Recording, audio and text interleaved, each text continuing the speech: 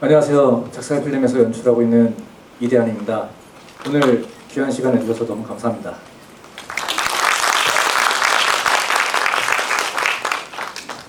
안녕하세요. 작살 필름에서 음악과 소리를 담당하고 있는 김범준입니다. 감사합니다.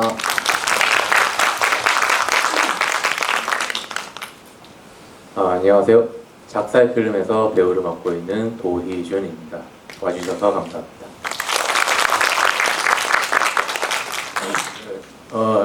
예, 저는 이제 작살 필름에서 오늘 세 번째 이야기인데 해수 3년차 구성원으로 활동하고 있는 주민찬이라고 합니다. 네, 와주셔서 반갑습니다. 네, 안녕하세요. 저는 작살 필름에서 배우로 하고 있는 떨려가지고 힘을 내! 네. 만나 뵙게 되어서 영광입니다. 감사합니다.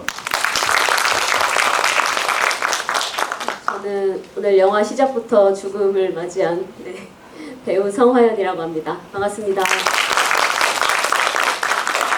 네, 안녕하세요. 영화 해체에서 빅 좀비 역 그리고 걸작에서 빅 가이 역 출연한 서유덕입니다.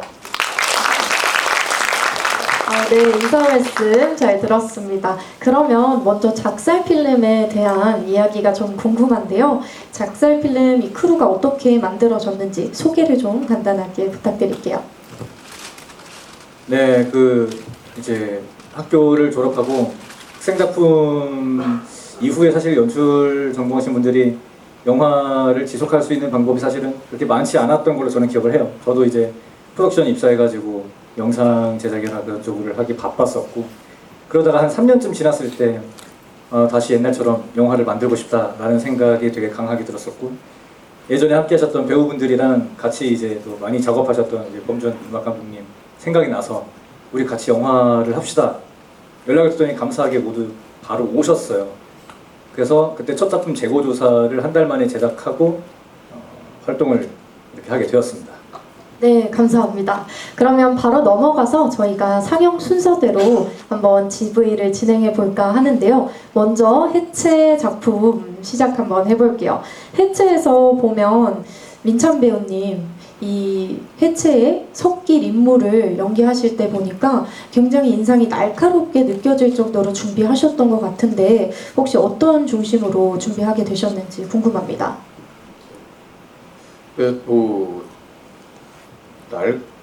날카롭다기보다는 그냥 적체한 느낌이 가깝긴 한데 사실은 이제 아포칼립스가 발발한 지 뭐 어느 정도 시점인지는 극중에 나와 있지는 않지만 어느 정도 인류가 많이 소멸되어 있다는 걸 느낄 수 있는 화면들이 많은데요. 그 생존에 직면해 있는 상황에서 생존 전문가라고 말할 수 있는 어떤 지점의 상징성을 늑대라는 어떤 동물을 상징화했다면요, 그 반대라고 말할 수 있나요? 어쨌든 99% 이상의 유전자가 똑같은데도 제도권 안에서 길들여진 동물을 어떤 개라고 생각했었습니다. 저는 석길은 어쨌든 후자의 개에 가깝다라고 생각을 했는데, 제도권에서 살고 있던 어떤 길들여져 있는 동물이 늑대와 같은 생존 직면에 있는 환경에 내던져졌을 때 과연 늑대처럼 바뀔 것인가?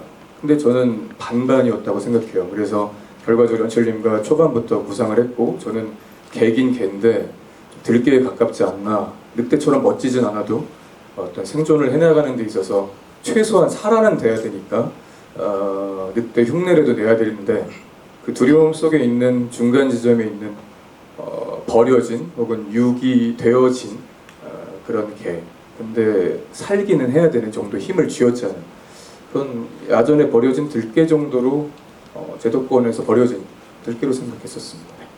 그러면 반대로 또 하영 역을 맡으신 희준 배우님 질문을 한번 드려볼게요. 역할 안에서 딸을 지키기 위해서 사람을 해야 하는 조금은 비윤리적인 역할로 나왔는데 혹시 그 친구였던 석기를 만났을 때 느낌은 어떠셨는지?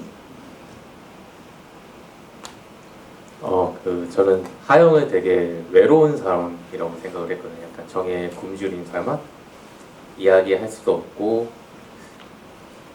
어떻게 보면은 제가 사랑하는 딸이 이제 좀비가 되어 있는 상황에서 그런 상황에서 유일하게 이야기할 수 있는 사람이 나왔는데 그 와중에도 이제 고민을 하잖아요. 이제 얘를 사냥을 해야 되냐 아니면 어떻게 해야 되냐 그러고 있는 와중에 어릴 적 친구니까 되게 반가웠을 것 같아요.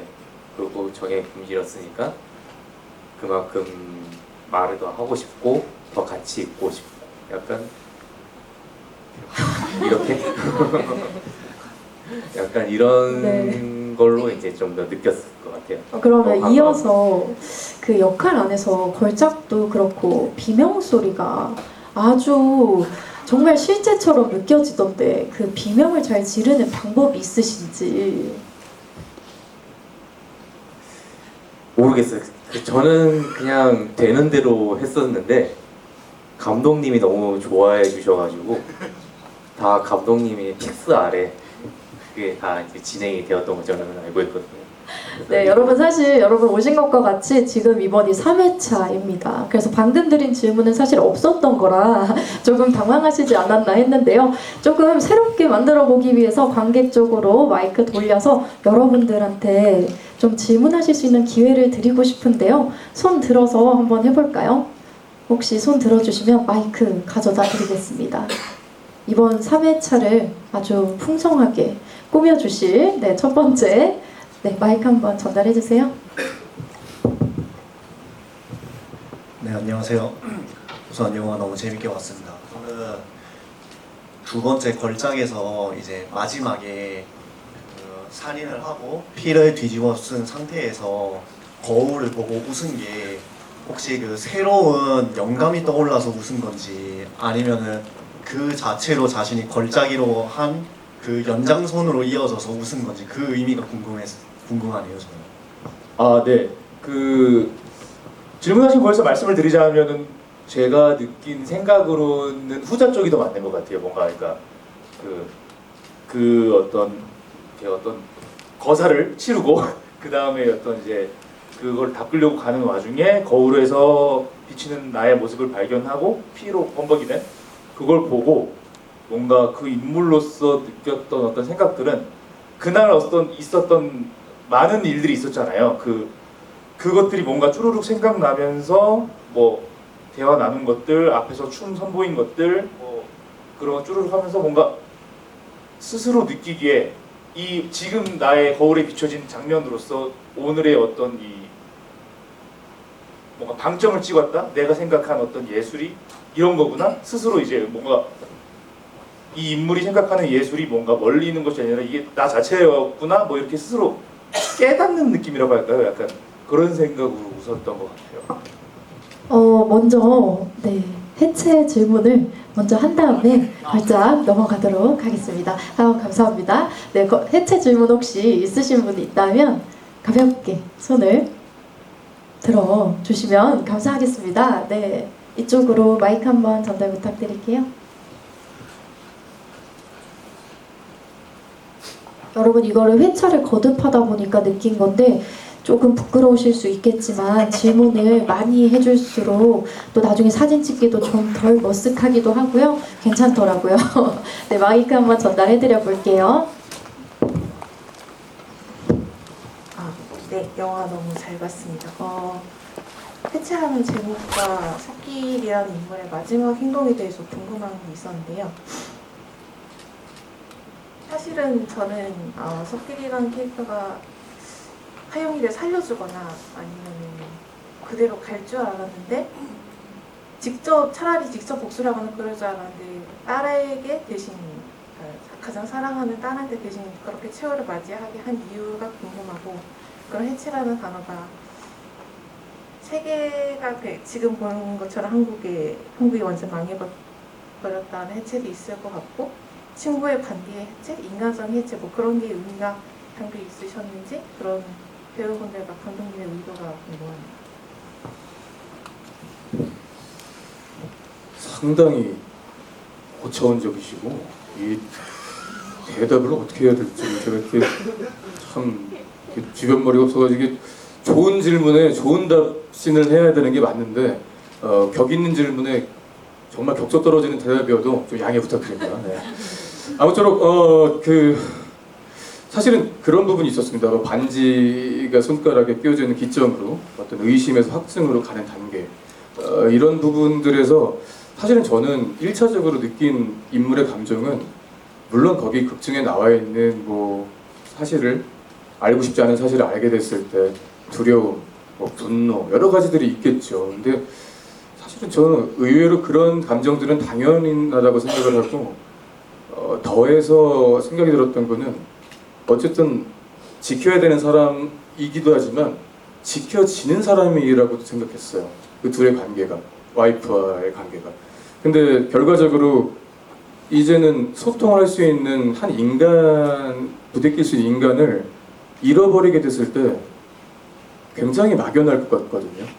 이제는 또 다른 사람을 만난다는 기약도 없고, 물론 와이프를 잃는 슬픔이 너무 크겠지만, 그래서 그 막막함과 홀로 남겨져 있는 생존에 대한 두려움, 그 부분들이 가장 극단적으로 결국에 가족을 해체시킨 거잖아요. 부부도 가족이기 때문에. 그 가족을 해체시켰을 때 가장 그 해체로 적합한 뭐라고 할까요? 그러니까 어떤 방법이라고 해야 되나요? 그런 방법이 가장 아끼는, 결국에 그런 꼴이 되었지만 딸을 버릴 수 없는 하영의 어떤 자식을 역으로 그녀에게 살점을 뜯기게 만드는 방법이 그런 말 하잖아요. 피 묻히지 않고 복수하는 방법이다. 가장 신사적인 방법이기도 하지만 제일 잔인하고 그것이 처연한 방법이라고 생각이 들었어요. 왜냐하면 그 역시도 제일 상처받게 버림받는 순간이니까요. 어떻게 보면. 그래서 그런 해체 정도를 생각하면서 공연을 했던 것 같고, 나머지에 더 심도 있는 이야기는 아무래도 연출님이 해주시는 게 가장 옳은 방법이 아닐까. 질문이 뭐였죠?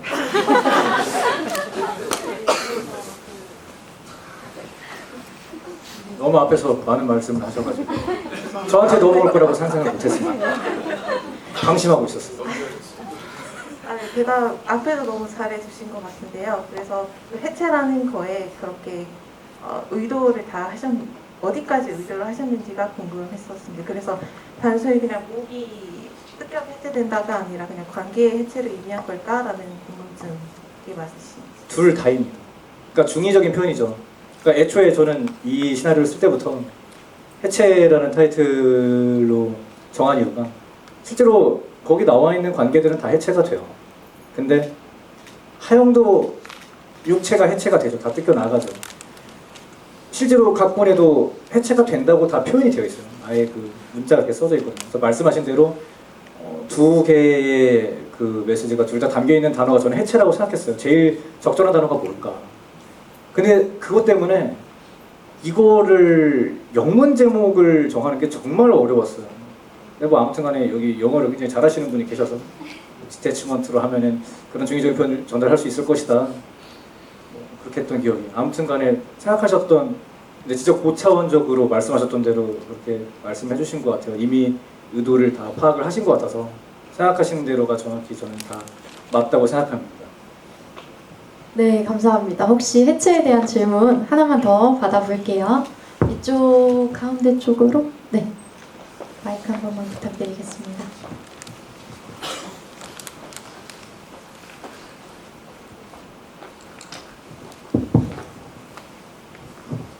네, 안녕하세요. 되게 감명 깊게 봤는데 사실 좀 다른 포인트를 말하자면 저 하영님이 이제 딸아이한테 먹힐 때 양손이 묶여 있었잖아요. 근데 전 그 점이 너무 안타까웠었거든요. 왜냐하면은 되게 아까 말씀하셨던 것처럼 정 많은 사람이었고 할 텐데 딸아이가 좀비가 되고 나서 한 번도 못 안아봤을 거 아니에요. 다가가면 안 되니까.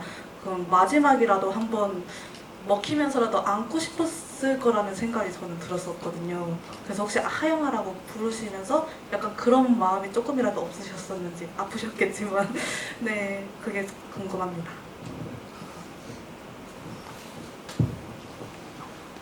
아, 저는 솔직하게 하영은 이제 약간 비겁하고 이기적인 사람을 좀 그쪽으로 좀 생각이 치우쳐 있었어요. 그래서 이제 좀 어떻게 보면 선 위에 있다? 약간 이 선을 넘어가면 괴물이 되는 거고 이미 그런 짓을 하고 있는데도 난 아직 인간이다라는 마음, 그런 이기적인 이중적인 마음 갖고 있어가지고 솔직하게 그때 찍을 때도 그렇고 그런 생각보다는 내가 결국에 이렇게 죽는구나라는 생각이 좀 더 치우쳐 있었고 오히려 생각을 더 가서 이제 모니터를 할 때 목에도 좀 줄이 쳐 있었으면 어땠을까 하는 생각이 들어가지고 네, 제가 헛딜이라면 이제 목까지 더 해가지고 하지 않았을까 하는 생각이 더 들어서 이런 쪽에 저는 생각이 좀 치우쳐 있었던 것 같아요. 그래서 정말로 이제 하영은 이제 비겁하고 약간 좀 이기적인 사람이다라고 이제 초점을 맞추었고요. 감사합니다. 굉장히 무섭고 일심동체 같은 대답이셨는데요. 혹시 다른 질문 또 있을까요? 그렇다면 화연님께 마지막 질문 한번 드려보고 싶어요. 여기서 오프닝을 와이프로 장식해 주셨는데 혹시 또 에피소드 같은 게 있다면 하나 얘기해 주시겠어요? 네, 저는 처음에 이제 짧게 촬영을 하고 끝났기 때문에 오히려 사전 작업이 좀 많았었던 것 같아요. 그래서 이 영화를 촬영하기 전에 감독님과 민찬 배우님하고 만나서 그 사진에 나오는 다정한 사진을 좀 찍었었는데 민찬 배우님께서 굉장히 낯을 많이 가리시더라고요. 네, 그리고 로맨스 그 꽁냥꽁냥 하는 거를 되게 힘들어하셔서 굉장히 오래 걸렸습니다. 네, 이제 어려워하셔가지고. 그 혹시 손가락은 화연님 손가락인가요? 예, 제 겁니다. 지금 손가락이 괜찮으신가요? 네. 본을 떴죠. 네네. 본을 떠서 네네, 그럼요. 잘리지 본인 않아서. 손가락으로 큰일 날 뻔했어요. 손가락 본을 떴고 그때 감독님 저희 머리가 떨어지잖아요. 그때가 감독님 머리예요.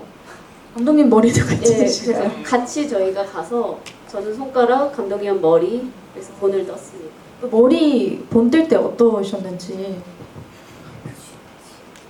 그냥 아무 생각 없이 가서 했는데 너무 무서웠어요. 왜냐면 그게 얼굴에다가 실리콘을 이렇게 바르고 그 위에다가 석고를 바르고 여러 가지 과정을 해야 되는데 최소 30분 정도는 건조를 해야 돼서 아무것도 못 보고 뭐 숨쉬기도 되게 힘들거든요. 근데 저는 폐소공포증 같은 게 없는 사람인데도 너무 압박감이 심해가지고 하기 전에 선생님 좀 잠깐 안 하면 안 돼요? 라는 말이 여기까지 나왔다가 뭐 진행을 했는데 문제는 그 약품을 쓰는 거라서 또 실내에서는 할 수가 없거든요. 근데 그때가 겨울이어가지고 너무 추운 게 사실 엄청난 문제였습니다. 그래서 실장님 제가 벌벌벌 떠는 걸 보시더니 그 무슨 비닐 같은 걸 가져서 저의 몸을 막 꽁꽁 말아주시더라고요. 근데 그거 하면 진짜 따뜻해집니다. 그래서 만약에 이번 이제 겨울 오는데 좀 내가 난방비 아깝다 하면 약간 비닐 한번 활용해 주시는 것도 감사합니다.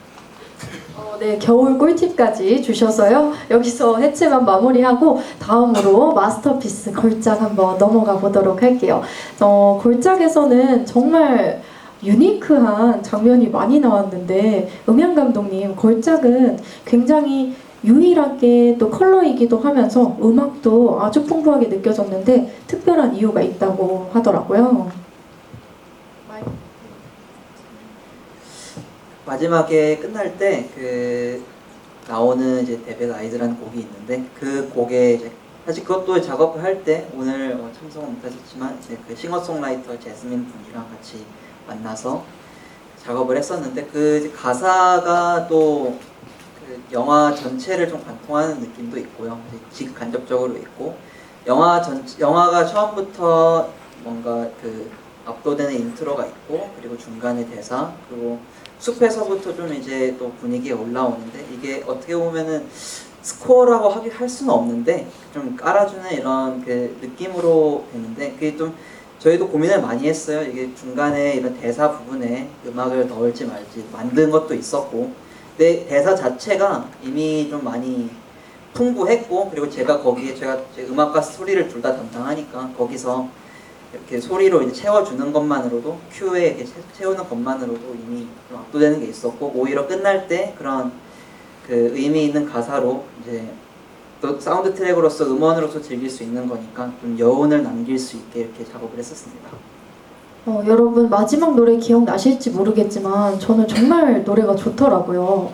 그러면 여기서 나오셨던 유덕 배우님께도 한번 질문을 드려볼게요. 정말 씬 스틸러가 아닐 수 없었는데요. 그래서 그런지 수상도 정말 많이 했지만 나무주연상을 수상하셨다고 들었습니다. 이 작품을 하실 때 뭔가 에피소드나 최고의 씬을 꼽는다면?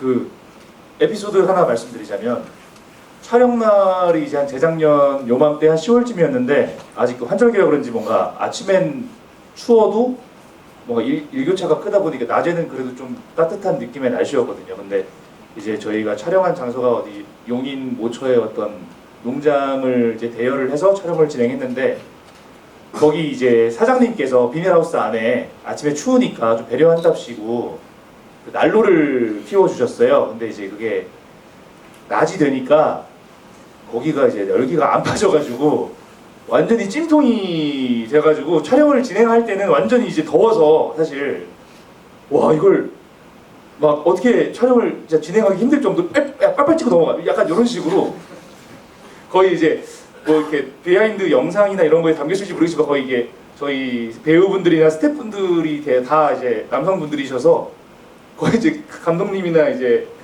다 거의 반나체로 너무 더워서 그러니까 거의 완전 그렇게 촬영을 진행했던 기억이 있습니다. 네, 감사합니다. 그럼 규탁 배우님께도 질문 한번 드려볼게요. 역중에서 이제 뮤직비디오 감독으로 나왔는데 실제로 1억 준다고 했다가 100만 원을 받게 된다면 어떠실 것 같아요? 열받지 않을까? 어느 정도로 그 뮤직 감독처럼 그 정도로? 저의 성격상 그렇게는 못하고 막 이렇게 대놓고 쏘아붙는 성격이 아니라서 저는 그냥 죄송합니다 하고 갔을 것 같아요. 살아남으셨을 것 같긴 하네요, 정말. 그러면 옆에 민찬 배우님께도 한번 사실 여러분 아실지 모르겠지만 중간에 통화하는 그 형님 괜찮으세요? 이 모든 목소리는 누구시죠? 굉장히 당황스러운데 그래. 후배입니다, 후배. 우리 그 뮤직비디오 감독님의 후배인데요. 뭐 후배입니다. 그러니까 목소리의 주인이 누구실까요? 민찬 배우님. 죄송합니다. 이게 3회 쳐다 보니까 나눔 현상이 뭐 이산화탄소 가득 차가지고 이게 그렇죠. 제가 했어요. 그 중간에 사투리도 의도하신 거지. 사투리도 했어요. 의도를. 어쩔 수 없이 좀 그래서 연출님한테 맞아 제안했던 것 같아요. 그래서 이게 혹시 보통 지방에서 올라오신 저 동료분들 중에서 굉장히 온화한 말투를 쓰시다가 어떤 극단적인 상황이나 자신의 그런 이미지를 도저히 딱 가둘 수 없는 리미티드인 상황이 왔을 때 갑자기 본인은 인식하지 못하면서 본인의 지역 색깔을 내는 말투를 쓰시거나 하거든요. 그래서 그런 부분들을 어차피 많은 부분을 할 수가 없어요. 그리고 굉장히 짧은 분량이었고 해서 그런 부분들을 좀 음성적으로 보여줄 수 있는 폭이 있으면 조금 차이겠지만 재밌지 않을까 급발진을. 그래서 열심히 또 급발진 해봤다 합니다. 네, 그러면 이번에도 관객 질문도 한번 받아볼게요. 네, 여기 파란색 옷 입으신 분 먼저.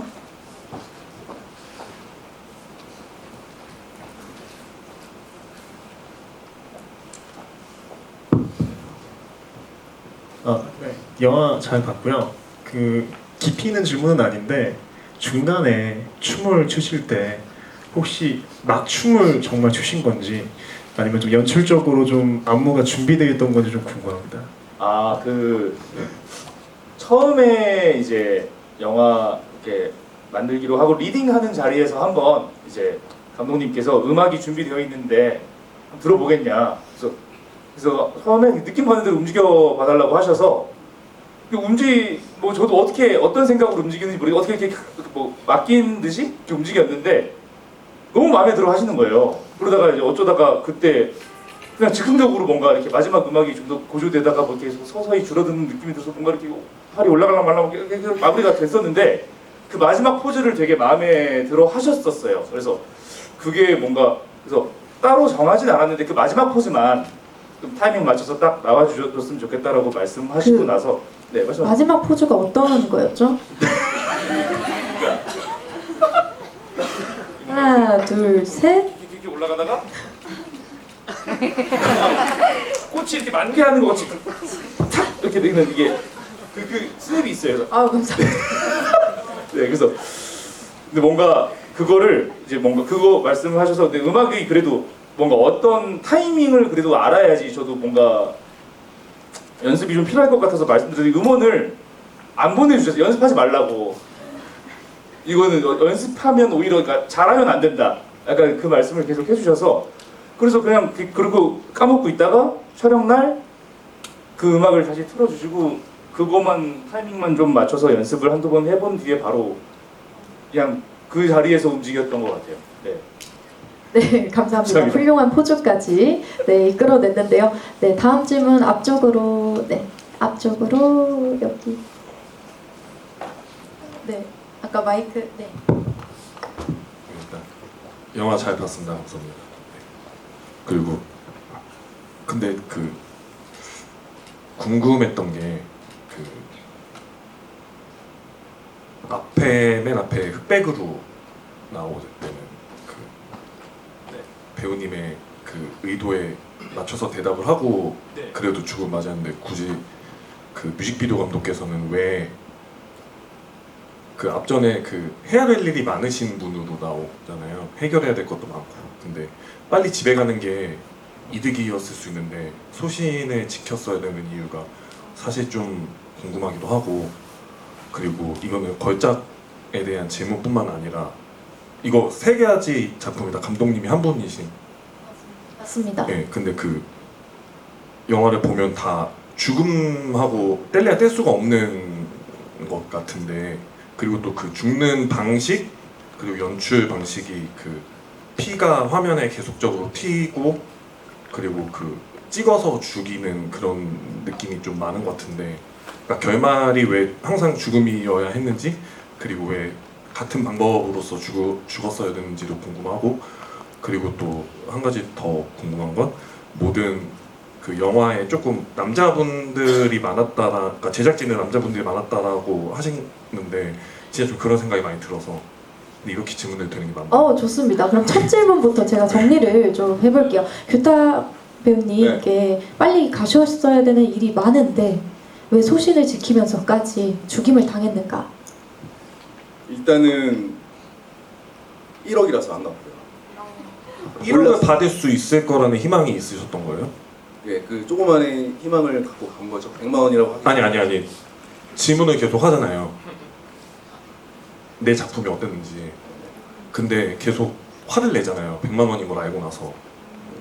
그러면은 아까 규타 배우님 성격대로라면 원래는 그냥 죄송합니다 하고 갈 수도 있는데 그 영화 안에서의 뮤직비디오 감독은 빨리 올라가서 사무실을 빼야 될 수도 있는 거고 더 다른 일을 또 찾았어야 될 수도 있는데 왜 누가 봐도 한 대 받고 온전히 못 나갈 수 있는 거를 누구라도 알 수 있는 상황인데 왜 계속적으로 질문을 함에도 그런 위협적인 질문을 함에도 불구하고 소신을 지키면서 그렇게 죽임을 당하는 대답을 하는가에 대한 그걸 유지한 거는 제가 이 뮤직비디오 감독님 역할을 구축할 때 처음에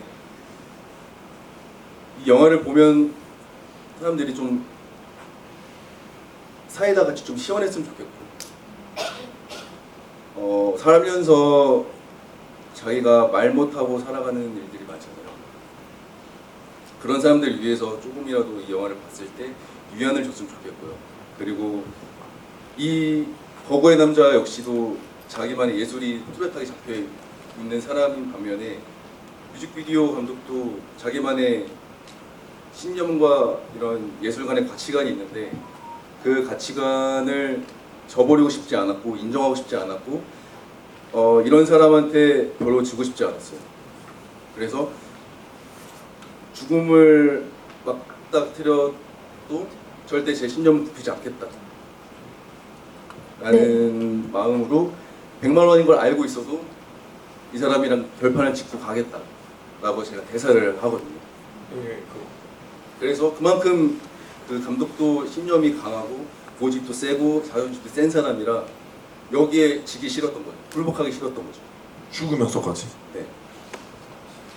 네, 그리고- 더불어서 그러면 네, 연출님도 한번 더하는 말을 좀 전달해 주시면 좋을 것 같아요.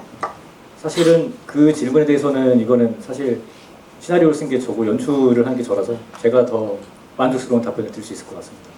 그러니까 결국에는 효율적으로 비즈니스를 하려면은 거기서 바로 나가가지고 뭐 가면 목숨도 구제할 수 있고 다른 건을 또 구할 수 있지 않냐.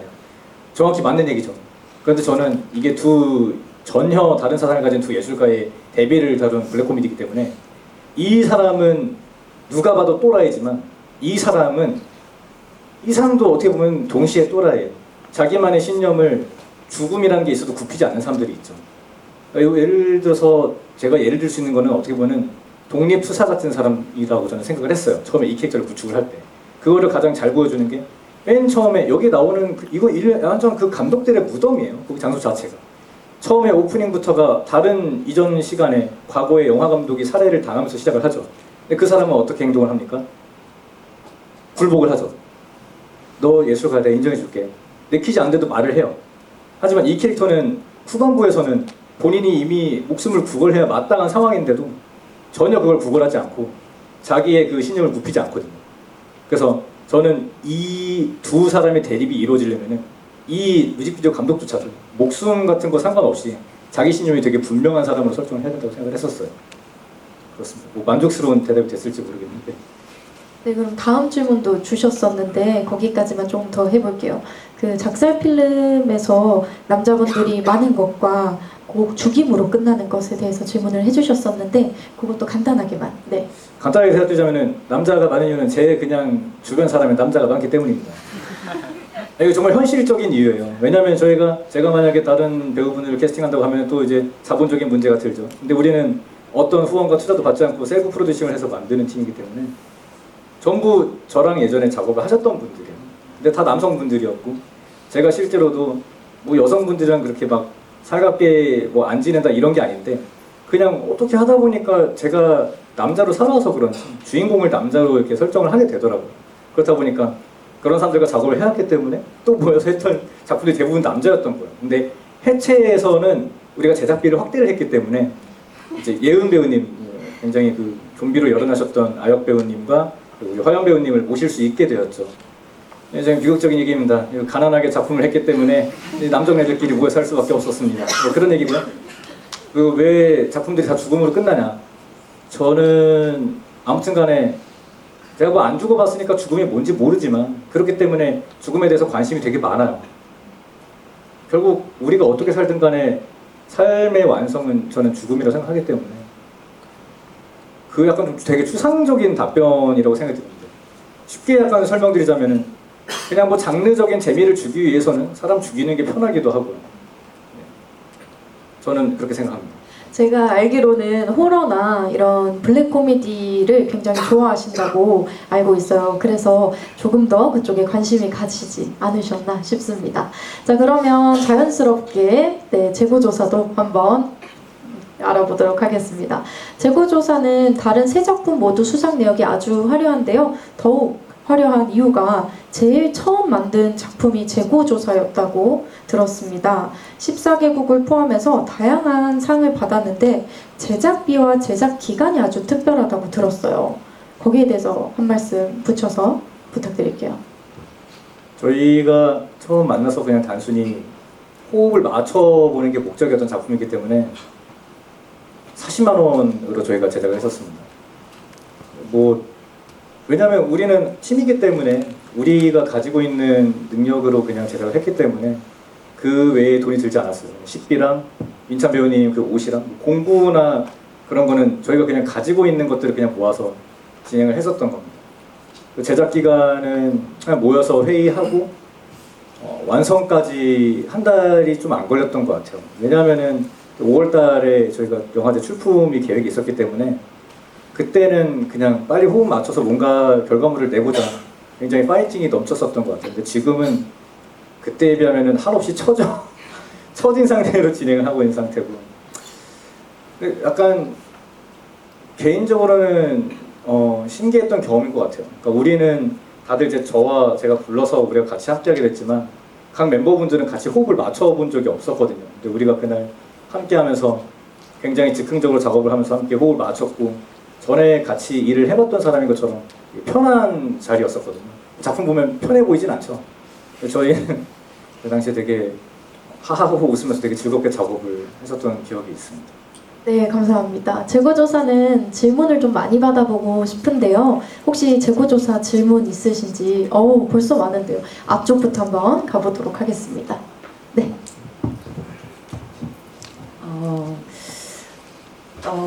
이 처음 영화가 시작해서 뒤에 재고 조사를 하시면서 시작을 하시잖아요.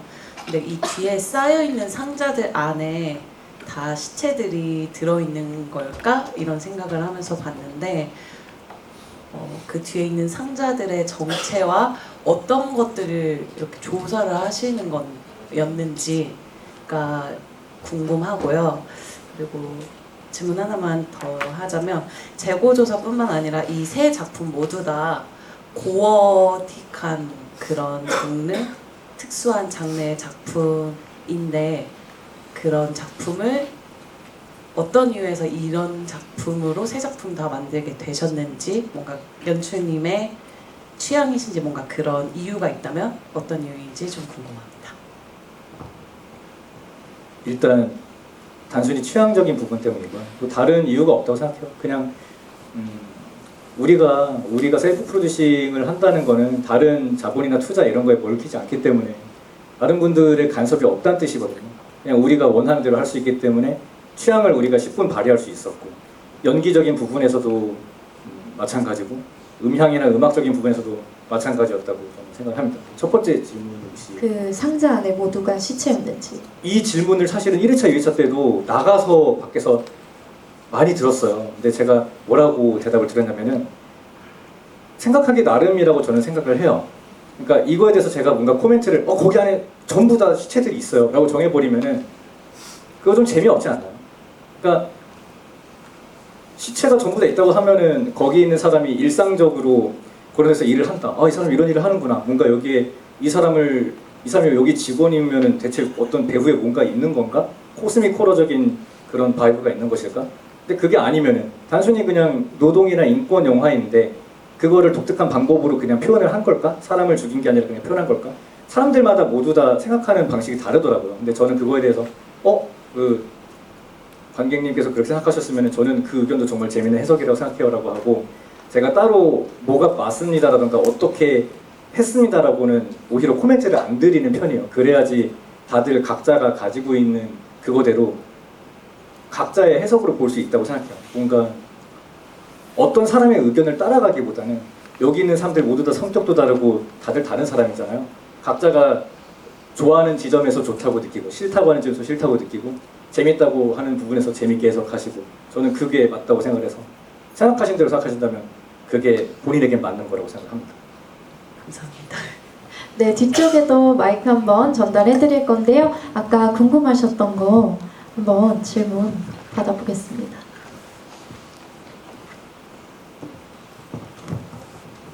네, 저는 앞에 두 영화는 스토리가 있어가지고 스토리를 따라가면서 보면서 이해가 좀 됐었는데, 그 재고조사 같은 경우는 약간 뭐라 그러지? 스토리가 조금, 그러니까 저는 좀 어려웠거든요. 그냥 한 사람의 행위를 좀 관찰하는 느낌이었는데, 그래서 그 영화를 통해서 관객들한테 어떠한 것을 전달하고 싶었는지 그런 감독님의 의도도 궁금하고요. 그리고 마지막에 엔딩도 그 주인공 분께서 라면을 드시면서 끝나는데 그것도 어떤 그 의미가 담겨 있는지 궁금합니다. 재고조사 자체의 의미를 말씀드리기보다는 아까 전에 제가 그런 코멘터리 부분에 대해서 자유도에 대한 얘기를 했기 때문에 오히려 약간 살짝 다른 방향으로 답변을 드리고 싶어요. 그러니까 재고조사를 처음 우리가 기획을 할 때 모여서 어떤 작품을 할까, 서로 그냥 아무런 얘기를 나눴어요. 근데 그러다가 이제 결국에는 창고라는 로케이션이 제일 먼저 정해졌었어요. 왜냐면은 우리는 아까 말씀드린 대로 40만 원으로 영화를 만들었잖아요, 재고조사를.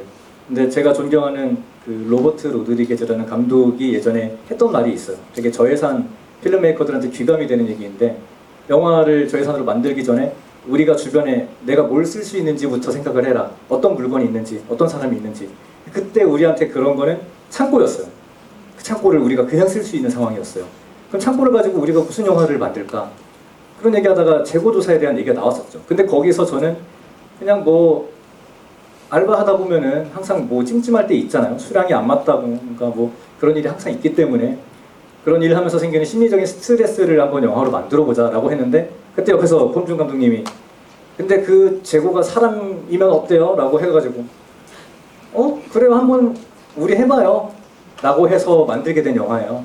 그래가지고 사실은 막 어떤 메시지를 담고 막 이렇다기보다 그냥 처음에 되게 다큐멘터리처럼 일상처럼 흘러가게 하다가 마지막에 그런 장치가 들어갔을 때 어떻게 충돌하는지가 저는 재미있을 것 같다는 생각을 해가지고, 그리고 그런 청각 고어적인 그런 부분, 사운드가 좀 우리가 저예산이기 때문에 무슨 막 팔이 어떻게 되고 이런 걸 보여줄 수가 없었는데, 뼈가 이 톱이 걸려서 뼈 소리가 나고 톱이 안 되니까 이제 무슨 망치로 뼈를 부수고 팔을 꽂고 하는 거를 다 사운드로 구현했잖아요. 이미지를 상상하게 만들면서. 그래서 그때는 사실은 그 예산 내에서 어떻게 표현을 잘 할지가 좀 중요했던 것 같아요. 그래서 사운드적인 부분에 대해서도 약간 저는 한번 말씀을 드리면 좋을 것 같아서. 말씀 주신 화면에서 보이지 않는 부분을 제가 소리로 채워 넣었는데 제 상상에 맡긴 거죠. 그건 사실 뭔가 어떻게 뭘 해라 이런 것도 없었고, 저희 만들 때 이제 아까 말씀드렸듯이 바로 영화제에 출품한 게 목적이었기 때문에 촬영을 하고 3일 만에 완성을 했었는데, 그때 가지고 있는 이런 뭐 오렌지나 샐러리 스틱을 부시면서 오렌지를 짜면서 이렇게 제 상상에 맡기면서, 이게 참고로 거기 있는 배역은 저예요. 제가 이제 팔이 이렇게 있는 상태에서 어떻게 될까 하면서 소리를 직접 만들고, 그리고 당연히 이제 그 배우 인천 배우님 얼굴이 있고 행위 있으면 이제 큐를 맞춰서 좀 더 그 스토리를 이어나가는 거죠. 그렇게 다른 두 작품도 그 화면에는 보이지 않지만 이런 소리로 내용을 만들어가는 거에 저도 재미를 많이 느꼈고, 그리고 되게 소리도 그 타격감 있게 좀 찰지게 이렇게 많이 만들었습니다. 네, 감사합니다. 그러면 뒤쪽에 마지막 아직도 많으시네요. 마이크 옆쪽으로 전달 한번 해주세요. 네, 영화 너무 재밌게 잘 봤습니다. 저는 처음에는 의도가 궁금했었고, 그 다음에는 이 영화 안에서 이 직업이 당연하게 이 세계에서는 당연하게 있는 직업인지, 배우나 감독처럼 당연하게 있는 직업인지가 궁금했었는데, 감독님의 얘기를 듣고 저의 상상에 맡기기로 했고요. 그래서 질문 드리고 싶었던 거는, 이 직업이 실제로 있을 거라고 생각을 하시는지, 정말 청부살인업자처럼 뭔가 음지에서 이런 것들이 이루어지고 있을 거라고 상상하시는지, 그리고 처음에는 재고가 비었잖아요, 하나가. 그래서 그 재고를 인간으로 채워 넣었는데 그게 준비되어 있었던 거를 가지고 온 것인지, 아니면 바로 그 자리에서 인간이라도 넣어야 되겠다 이런 생각을 가지고 그 자리에서 구해서 온 것인지, 그게 궁금합니다. 너무 좋은 질문입니다. 와, 근데 그 이전 회차들에서도 똑같은 질문을 제가 받았었어요. 똑같은 답변하면 또 재미없으니까 약간 최대한 재밌게 답변을 해보려고 하는데,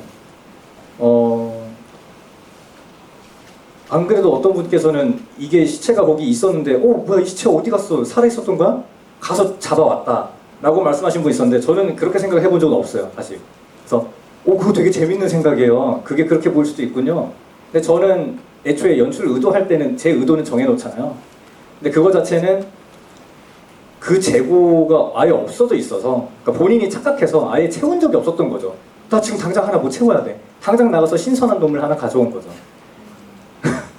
근데 뭐 여러 가지 되게 재밌는 의견들을 많이 받았었어요. 저는 재고조사를 그냥 연출하는 의도가 그냥 시간 순서로 전개되는 걸로 만들었었는데, 어떤 분은 그 뒤에 부분이 더 과거라고 생각을 하시더라고요. 전날 그렇게 개고생해가지고 신선한 놈 잡아서 재고를 채워놨는데 와보니까 없어져 있었던 거죠. 그래서 그때부터 타이틀 나오고 과거 예상하는 게 영화다라고 저한테 말씀하신 분도 있어요. 근데 저 그거 듣고 뭐라 그랬냐면은 저는 그런 의도로 만들지는 않았지만 정말 그렇게 보니까 그렇게 보여요. 근데 지금 말씀하신 것도 제가 제 의도랑은 다르지만 굉장히 재밌는 해석이라고 저는 생각이 듭니다. 네, 그럼 이어서 민찬 배우님 이것에 대해서 어떻게 생각하시는지 방금 답변에 대해서. 이제 잘못하면 동상이몽이 되는 건데 이게 같은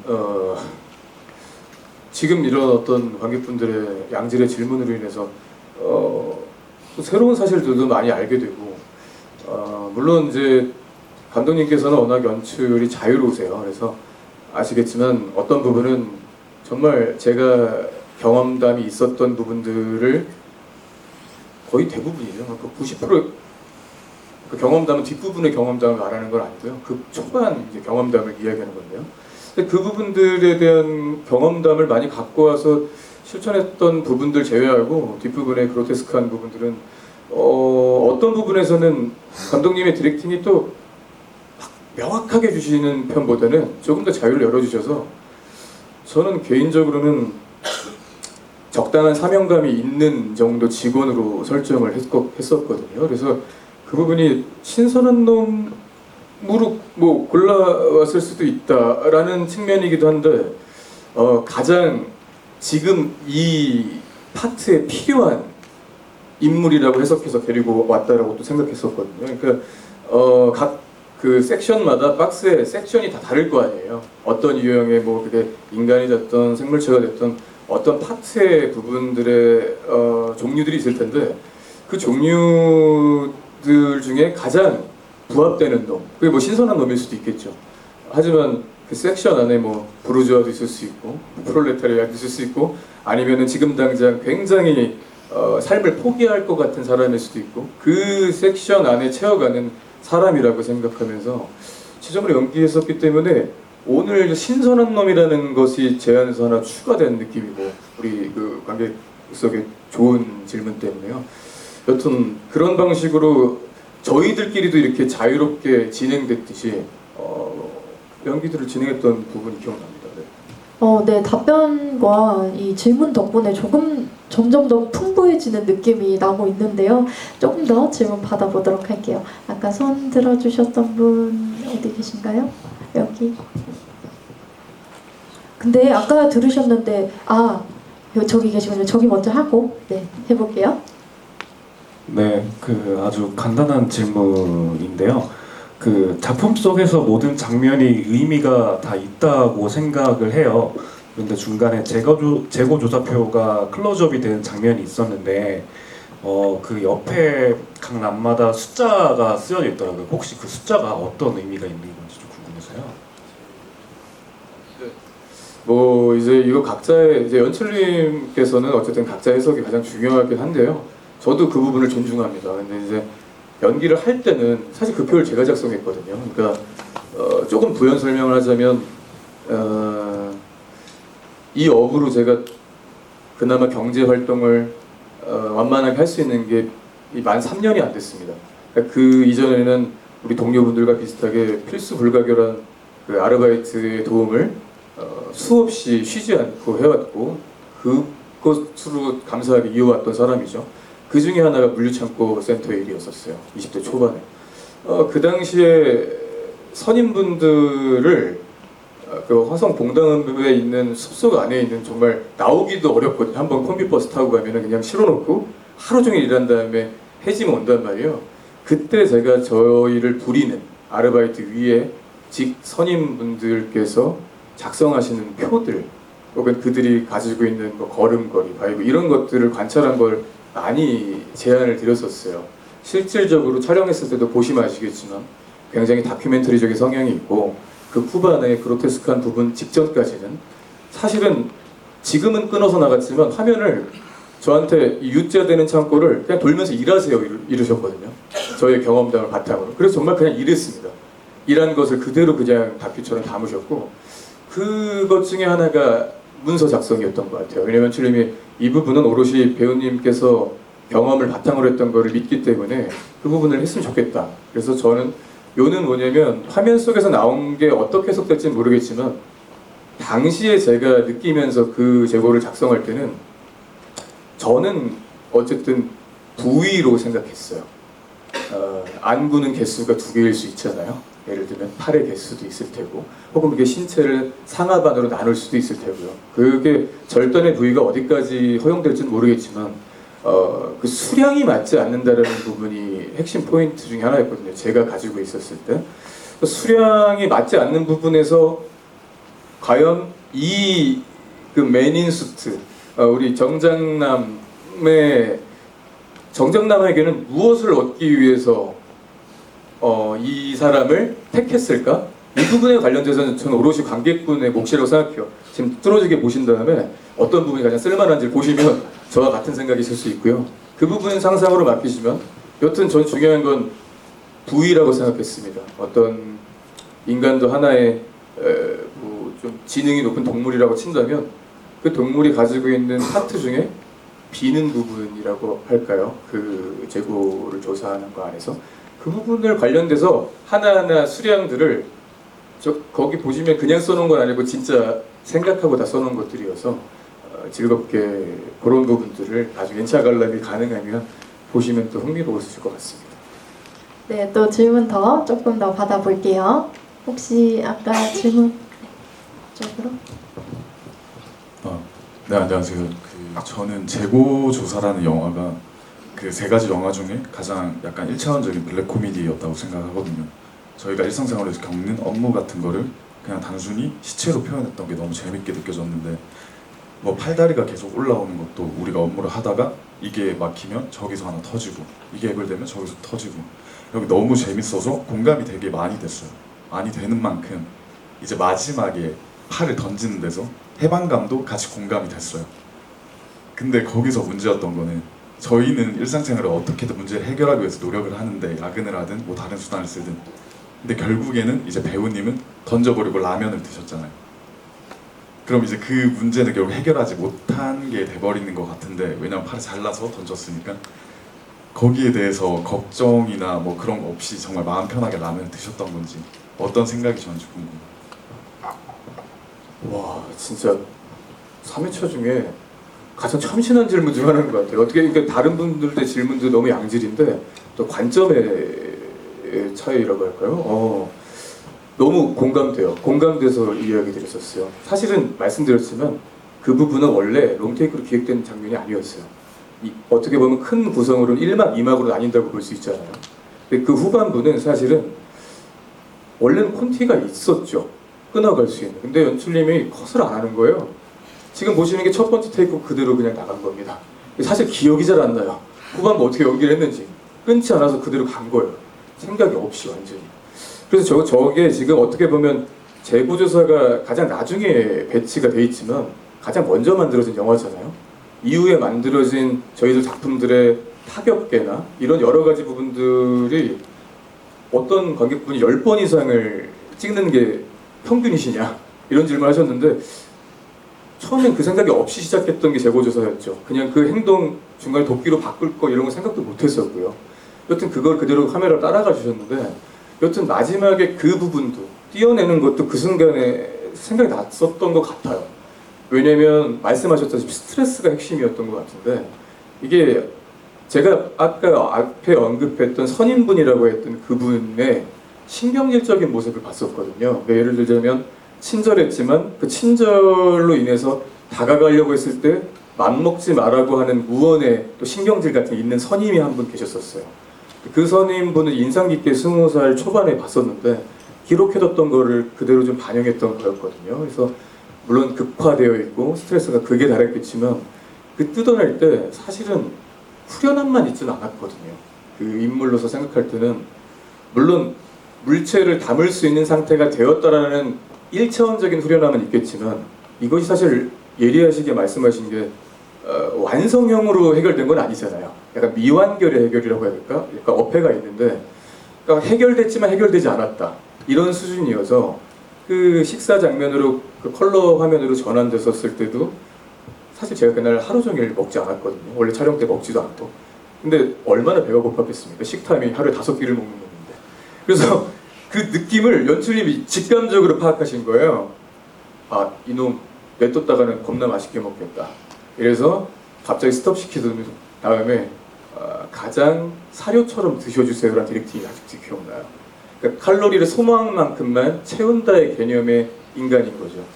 근데 적절하게 돌이켜보면 그 부분이 아무래도 내가 완성되지 못하게 해결했다. 그러니까 오늘 문제가 없을 정도만 해결했다는데 제가 봐왔던 그 당시 선임분들의 마인드였어요. 특별히 군대 갔다 오신 분들은 남자분들 아시겠지만 중간만 가자. 그러니까 특별히 문제도 일으키지 않지만 그렇다고 못했던 소리도 듣지 않아야 되는 그 사이라고 해야 될까요? 그러니까 그날은 그런 정도의 일과인 거예요. 그래서 그 인물이어도 평상시엔 그거보다는 좀 더 맛있게 먹을 수도 있었을 텐데 조금 더 내가 했던 부분에 대해서 무념무상으로 먹는 지점이 칭찬할 수 없던 부분이라고 일맥상통하는 부분이라고 말씀드릴 수 있겠습니다. 두서없지만 들어주셔서 감사합니다. 네, 여러분 다른 질문도 좀 질문이 많으실 수 있을 것 같아서 네, 마이크 이쪽으로 먼저 연결해 주시고요. 세 작품 모두 좀 다양하게 질문해 주셔도 괜찮습니다. 네, 질문이 남아있다면 다양한 작품 질문해 주시고요. 마이크는 이쪽 끝으로 부탁드릴게요.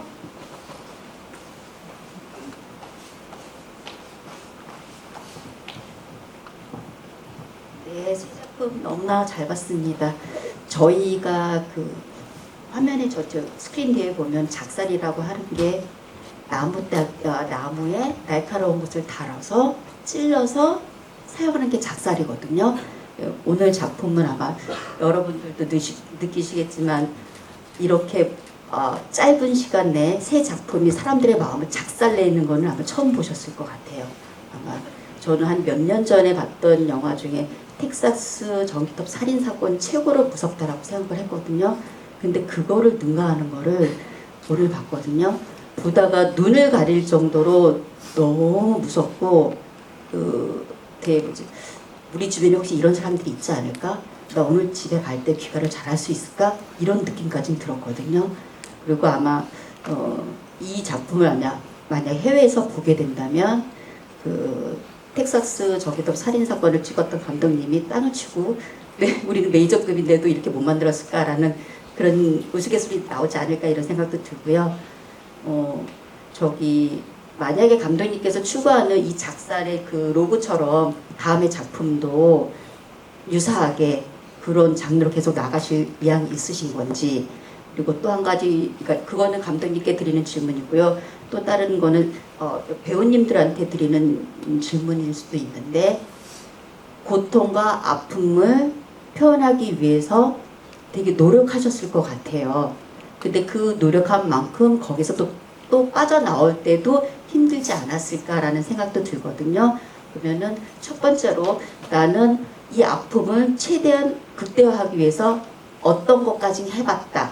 예를 들어서 그 고통을 느끼기 위해서 살이 꼬집을 수도 있는 경우도 있을 거고, 아니면은 극한의 영화를 또 다른 걸 찾아가서 그거를 모방을 했다든가 그럴 수도 있을 수 있으니까, 그렇기 때문에 나는 이 고통과 아픔을 표현하기 위해서 어떻게까지 해봤다라는 거, 그리고 그다음 이 영화를 찍고 난 다음에 내가 느끼지 못했던 이 아픔들을 표현하고 난 다음에 이거를 헤쳐나가기 위해서 나는 어떻게 해서 이 작품에서 빠져나왔다. 그런 걸 혹시 대답해 주실 수 있으실지. 그럼 제가 먼저 정리를 해서 감독님의 향후 시나리오 계획에 대해서 먼저 여쭤보셨으니까 거기에 먼저 답변을 해드릴게요. 네, 사실은 재고조사에만 질문이 많이 물려가지고, 재고조사는 저희가 시나리오를 안 쓰고 바로 스크린플레이랑 스토리보드로 했던 작업이라 제가 뭐 자유로운 해석 이런 쪽으로 말씀드렸는데, 걸작도 그렇고 해체도 그렇고 훨씬 내러티브 중심이잖아요. 근데 해체에서 이제 그 관계에 대한 내러티브를 하고 나서 사실 그 이후에도 뭔가 그런 사람이나 관계에 대해서 생각할 일이 좀 많았어가지고 더 훨씬 딥하게 가보자 라고 생각했던 기획이 있었어요. 근데 저는 그렇게 생각합니다. 그런 거 말고도 생각해놓은 이야기들은 많이 있지만, 이거를 뭐 제가 어떤 거를 당장 다음에 뭐 해야 되겠다라는 생각은 없어요. 왜냐면은 아무튼 사는 게 제 마음대로 되는 건 아니지 않습니까? 그래서 어떤 때가 됐을 때 할 수 있는 기회가 된다면은 적절한 이야기를 하겠죠.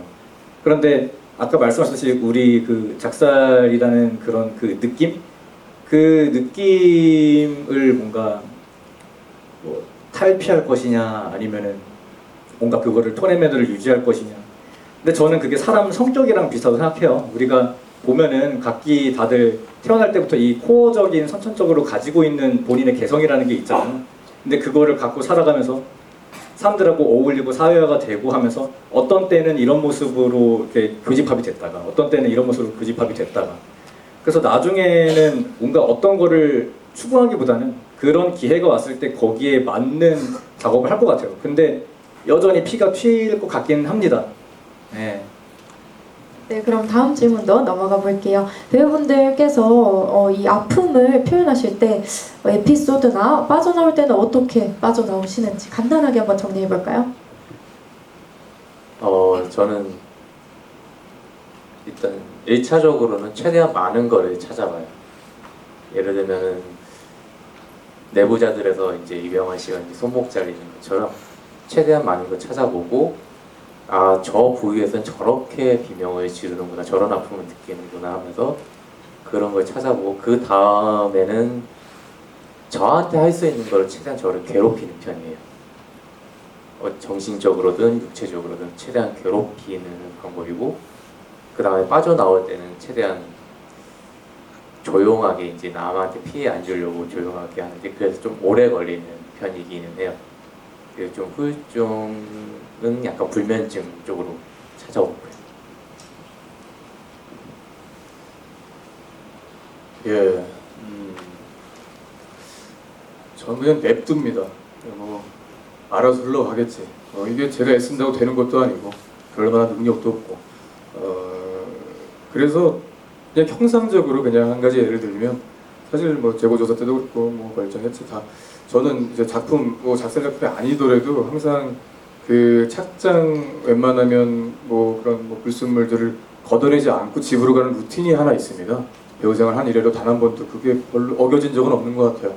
그냥 그 인물 그대로 뭐 클렌징 티슈든 뭐든 닦지 않고 피가 있으면 피가 있는 대로 그대로 운전해서 가요. 물론 부작용도 있죠. 동네 주민을 마주한다던가 쓰레기 버리고 나오시는 아주머니를 만나서 놀래켜드리는 게 아직도 미안하다던가 이런 코멘트는 있지만 뭐 그런 부분의 미안함을 이제 조금은 감수하면서도 좀 냅둡니다. 그 자연 소멸이라고 하잖아요. 이게 내가 아무리 속박돼도 장력으로 더 반대급부로 더 갈 때도 있고 벗어나고 싶어도 더 그곳으로 향할 때도 있기 때문에 제가 무리해서 된다고 하는 게 아니더라고요.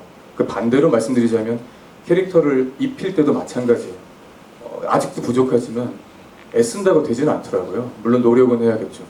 그래서 여러 가지 들어오고 나가고 순환되는 것 자체를 그냥 내비둡니다. 지켜보고 알아서 때가 되면 되겠지라는 느낌으로 진행하고 있고 뭐 이후에 어떤 식으로 제가 변모되고 또 다른 생각이 들어올지 모르겠지만 2023년도 현재 시점까지는 냅두는 그런 동물입니다. 네. 저는 가장 좋은 건 직접 경험해보는 게 가장 좋다고 생각하는데 이거는 경험해볼 수 없으니 어떠한 자료나 아까 의원님이 말씀하셨듯이 자료 같은 거 많이 찾아보고 그리고 제가 가장 아팠던 순간들을 떠올리면서 뭐가 있을까 생각을 하다가 어릴 때 호치키스를 종이에도 안 찍고 제 손가락에 찍은 경험이 있어요. 근데 여기에 무슨 뭐 있나 봐요. 갑자기 토를 했어요 제가. 그래서 그 기억이 갑자기 떠올라서 그거를 좀 더 극대화시켜서 했으면 좋겠다라는 생각이 들어서 그렇게 좀 연구하고 탐구를 했었고요. 그리고 작품을 빠져나올 때 저는 아무 생각 안 합니다. 딱 끝나면 다행히 무사히 잘 끝났구나 생각하고 내일을 위해서 또 준비를 하는 성격이라 그러면서 이제 빠져나오는 스타일입니다. 빠져나오는 건 그렇게 어렵지 않았던 것 같아요. 금방 나왔어요. 그리고 접근을 했을 때 저희 작품이 좀비 영화다 보니까 좀비한테 뜯기는 건 도대체 어떤 걸까라는 생각이 들어서 지금 우리 학교는이나 좀비 영화들을 많이 참고를 했었고요. 근데 문제는 지문에 살과 내장이 뜯기는 소리라고 적혀 있었어요. 제 지문에. 이건 도대체 뭘까 해서 찾아봤는데 다 기계음으로 처리를 했더라고요. 기존 영화는. 그래서 어려웠어요. 사실은. 그래서 어려워서 제 몸을 많이 고통을 느끼면서 연습실에서 소리도 많이 질러가면서 했는데 감독님도 무음으로 처리를 하셨더라고요. 열심히 준비했는데 네, 그렇습니다. 그렇게 준비를 했었습니다. 저는 주로 때리기만 해서 생각해보면 피자 맞은 거 그런 비슷한 경험이 있었던 것 같습니다. 그리고 저도 그냥 감독님이 컷하면 어서 나오는 것 같아요. 딱히 모르겠습니다. 제가 어떻게 하는지. 감사합니다. 매력적인 답변 덕분에 다시 집중도가 좀 올라갔는데요. 혹시 더 질문 있으실까요? 네, 여기 질문 한 번 더 받아볼게요.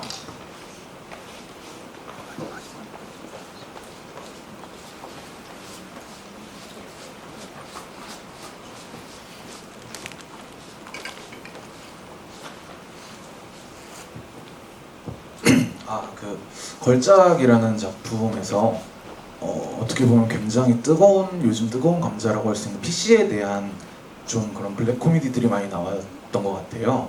근데 아까 영화 찍었던 시기가 2년 전 요맘때라고 하셨는데 지금이야 이제 PC에 대한 반발 의견들이 어느 정도 주위에 올라와 있는 상태이지만 그 당시로서는 PC에 대해서 이렇게 좀 비판적인 메시지를 내는 게 쉽지 않은 결정이셨을 것 같아요. 앞으로의 본인의 이런 감독이나 이런 커리어에 대해서 안전한 결정이라고는 할 수 없었을 것 같은 이제 부분들이었는데 그거에 대해서 어떻게 결심하시고 시나리오를 짜신 건지 궁금해서 질문을 드려봅니다.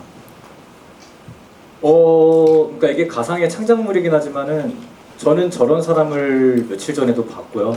그러니까 저희가 각 작품이 끝나면은 작살필름 유튜브 채널에다가 우리끼리 나름 우리가 어떻게 만들었나, 비하인드가 뭔가 이런 걸 물어보면서 Q&A를 찍어요. 근데 거기서 저도 영화 찍는데 저랑 한판 뜨시렵니까? 라고 누가 댓글을 달아놨더라고요. 근데 들어가 보니까 뭐 춤도 추시고 노래도 하시고 본인이 영화도 찍는다고 하는데 춤이 뭐 음정 다 나가고 뭐 그런 분이더라고요. 근데 심지어 또 그 거부의 남자랑 좀 닮으셨습니다. 그리고 제가 그 시나리오를 쓰던 때에 실제로 또 그때도 그런 사람을 만났었어요. 뭐 지금 대체 어떤 인생을 사냐라고 물어볼 수도 있는데 뭐 거기 나오는 뭐 비건 잠깐 쉰다 이런 것도 진짜 현장에서 다 들었던 얘기예요. 그래서 이게 마냥 막 어떤 내가 막 무슨 뭐 PC에 대해서 뭐 이게 뭐 반박을 하겠다 뭐 이렇게 쓴 건 아니고 결정적으로 PC를 비판하는 작품은 저는 아니라고 생각해요. 그거에 대해서 저 그 찍어놓은 Q&A에서도 2년 전에 제가 그 말을 했어요. 그 거부의 남자가 문제가 되는 건 뭐냐면은 사람이 비겁하다는 게 가장 큰 문제가 된다는 것 같아요. 예를 들면 그 사람이 뭐 퀴어적인 작품을 만들죠, 시체로. 그리고 본인이 뭐 비건이라고 하죠. 그거 잘못됐다고 하는 영화가 아닙니다. 그거를 봤을 때 이 사람이 그거를 뭘로 쓰고 있나요? 방패로 쓰고 있죠. 우리가 실제로 그런 창작물들을 간혹 찾아볼 수가 있어요. 영화가 재미없을 수가 있어요. 나는 이 영화를 봤는데 이 영화가 재미가 없어요. 근데 그 영화가 만약에 퀴어 영화입니다. 그러면 단순히 그 영화의 결과물에 대해서 사람들이 얘기를 하는 거잖아요. 근데 간혹 그거에 대해서 핀트를 잘못 잡고 지금 당신 그러면은 그 성소수자 인권에 대해서 뭐라고 하시는 거예요? 저는 그렇게 핀트를 잘못 잡고 자기 작품에 대해서 그런 약간 말도 안 되는 방패를 삼는 분들이 있어요. 작품 자체를 어떻게 만들어야 되겠다, 뭘 보여주겠다 이런 게 아니에요. 네, 이런 식으로 만들었고 그리고 아까 전에 뭐 앞으로의 뭐를 위해서 조심스러운 선택일 수 있는데 사실 그런 걱정 없었습니다. 왜냐면 우리는 우리끼리 재밌게 만들려고 만든 거라서 그게 뭐 큰 작품도 아니고 무슨 막 어디 막 극장에 막 크게 걸리고 그런 작품이 아니잖아요. 그래서 만약에 제가 이거를 막 무슨 몇 억짜리 어떤 막 상업 작품 이렇게 걸렸다 그랬으면은 엄청 몰매를 맞았을 수도 있었을 겁니다. 근데 우리는 그런 컨디션이 아니었기 때문에 사실 그거에 대해서 그렇게 고민하진 않았던 것 같아요. 그리고 사람이 누구나 이쪽 의견이 있고 저쪽 의견이 있지만 다들 자기 목소리를 내는 거에 대해서는 다들 망설일 필요가 없다고 생각해요. 상대방을 무조건 넌 무조건 틀려, 내가 무조건 맞아, 이게 아니라 실제로 걸작을 저는 만들 때도 어떤 분께서는 뮤직비디오 감독이 악역이라 생각하시고 거부의 남자에 이입해서 보신 분도 계세요.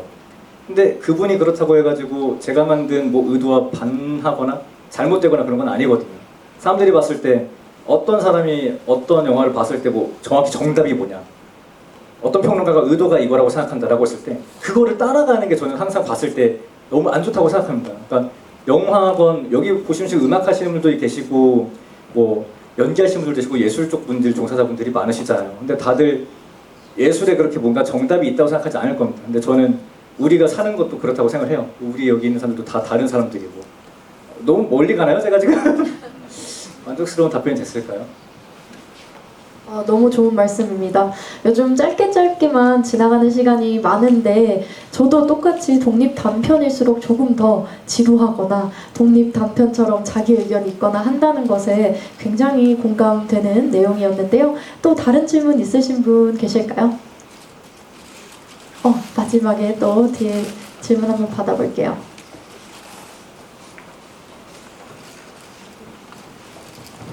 네, 영화 잘 봤습니다. 영화 감독님께 질문드리고 싶은데, 감독은 어떻게 보면 이 연출도 하고 전체를 관리하는 저는 가장이라고 생각을 해요.